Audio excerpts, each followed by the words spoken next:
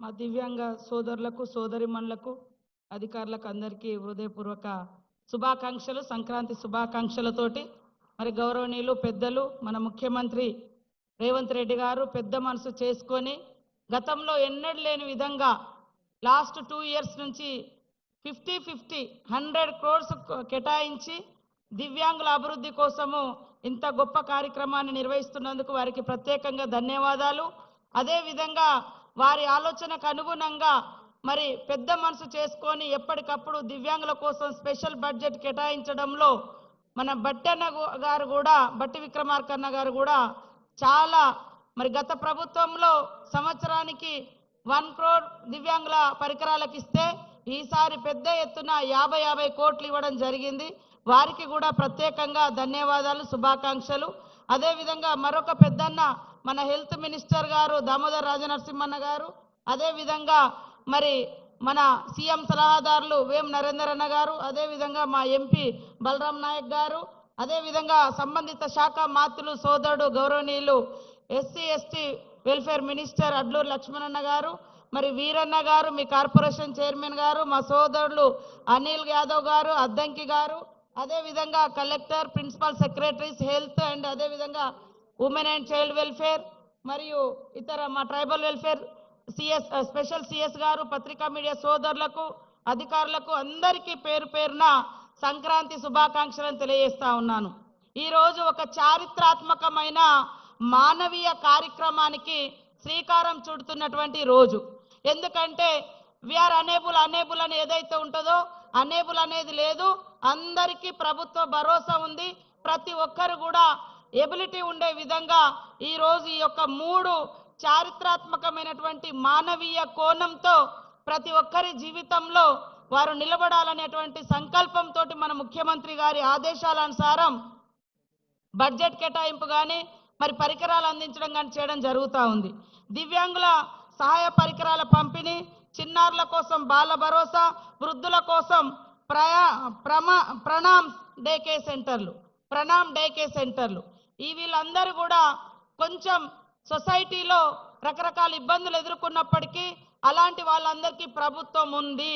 అందుకనే ప్రణామ్ సెంటర్లన్నీ కూడా మన తల్లిదండ్రులు లాంటి పెద్దవాళ్ళ కోసం, వృద్ధులు ఏ ఆసర లేక ఎవరు పట్టించుకోక ఇబ్బంది పడుతుంటే మరి అలాంటి సెంటర్స్ పెట్టి వాళ్ళలో ఒక మానసిక ఉల్లాసాన్ని, ఆనందాన్ని, ఒక స్థైర్యాన్ని ఇవ్వాలి అని. అదే విధంగా చిన్న పిల్లల కోసం కూడా బాల భరోసా ఈ పేరు నేనే ముఖ్యమంత్రి గారి దగ్గరికి సూచించా, అంటే ఒక 5-6 పేర్లు తీసుకపోతే బాల భరోసా పెట్టండి అని మన ముఖ్యమంత్రి గారే ఇవ్వడం జరిగింది. మరి బాల భరోసా అంటే చిన్నతనంలోనే వినికిడి కానీ, చేతులు పనిచేయకపోవడం, కాళ్ళు పనిచేయకపోవడం, ఇది హాస్పిటల్ నుంచి అంగన్వాడీ సెంటర్ వరకు ఈ యొక్క లింక్ ఉండే విధంగా హాస్పిటల్లోనే ఇట్లాంటివన్నీ గుర్తించడం, మరి అదే విధంగా వాళ్ళని అంగన్వాడీ సెంటర్ల వరకు కూడా చేర్చేటువంటి కార్యక్రమం. చిన్నతనంలోనే వాళ్ళలో ఉన్నటువంటి ఈ ఫిజికల్ లోపాలు ఏవైతే ఉన్నాయో అవి ఐడెంటిఫై చేసి మా గౌరవ పెద్దలు మన దామోదరన్న గారి నాయకత్వంలో వాళ్లకు హెల్త్ కేర్ ఇచ్చి యాక్టివ్గా చిన్నతనం నుంచే అన్ని బాడీలో అంత యాక్టివ్గా అవయవాలు పనిచేసే విధంగా ట్రీట్మెంట్ ఇచ్చేటువంటి కార్యక్రమం. అదే విధంగా ఇక్కడ చూస్తే దివ్యాంగ సోదరులకు చాలా కార్యక్రమాలు కూడా గతంలో ముఖ్యమంత్రి గారి దగ్గర ఉండే ఈ శాఖ దాదాపు 1.5 year నేనే చూడడం జరిగింది.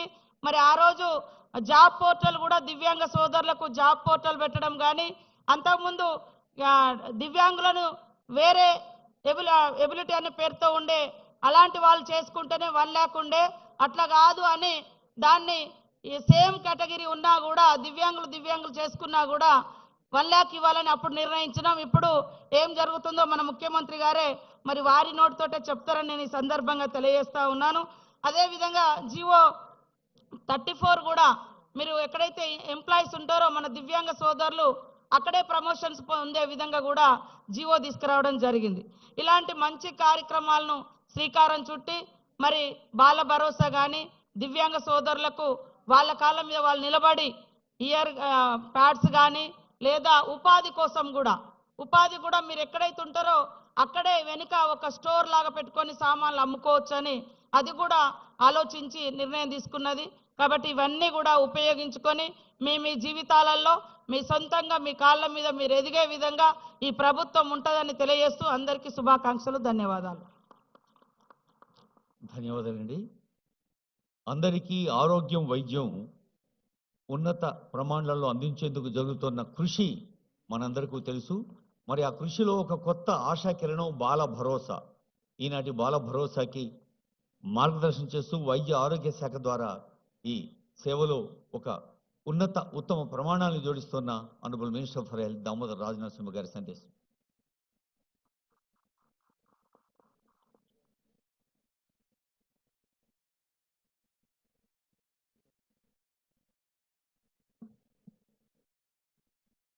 గౌరవనీయమైన రాష్ట్ర ముఖ్యమంత్రి రేవంత్ రెడ్డి గారు, ఉప ముఖ్యమంత్రి బట్టి విక్రమార్క గారు, సహచర మంత్రివర్యులు సీతక్క గారు, లక్ష్మణ్ కుమార్ గారు, ఎంపీ బలరాం నాయక్ గారు, అనిల్ గారు, ఎమ్మెల్సీ దయాకర్ గారు, ప్రభుత్వ సలహాదారు నరేందర్ రెడ్డి గారు, అధికారులు, మిత్రులారా,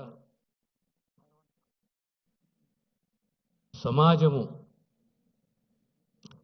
ఇంక్లూజివ్ గ్రోత్ తోటి ఓ ప్రాంతము, ఓ రాష్ట్రము, ఓ దేశము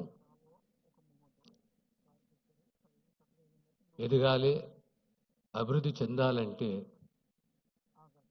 కేవలం ఒక ఇన్ఫ్రాస్ట్రక్చరు, బిల్డింగ్స్, టెక్నాలజీ కాకుండా మానవత్వ కోణతోటి నా సమాజంలో ఏ వర్గాలు ఏ రకంగా జీవిస్తున్నాయి, ఆ వర్గాలకు ప్రభుత్వం తన బాధ్యతగా ఏమందియాలి, ఏ రకంగా కాపాడాలి, ఆత్మధైర్యాన్ని, స్థైర్యాన్ని అందివ్వాలి. ఈ ప్రభుత్వం, మీ ప్రభుత్వము, మేము భరోసా ఇస్తున్నాము అని